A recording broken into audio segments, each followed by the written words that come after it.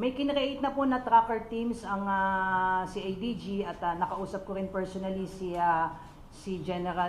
Major General Leo Francisco at doon sa mga identified po nila na mga offices and addresses po registered under the name po ni Attorney Harry Roque ay negative po doon si Attorney Roque. So tuloy-tuloy pa rin po yung kanilang paghahanap po in compliance po doon sa assistance requested to us by the Office of the Sergeant at Arms ng Senate po.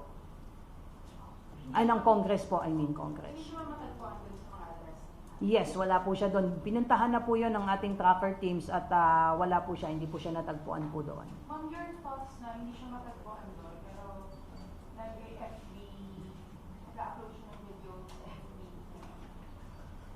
Yung mga kanyang mga FB, yung kanyang possible location po ay tinatrabaho po yan ng ating PNP and of course other law enforcement agencies. At again, I would like to take this opportunity if Attorney Harry Roque would be able to watch this interview po.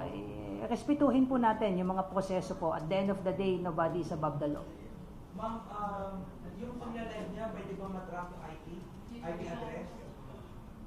We will ask po the ACG on that aspect po kung po pwede po. Again, we have to understand in tracing the location, we have to again course to our request doon sa mga concerned agencies po.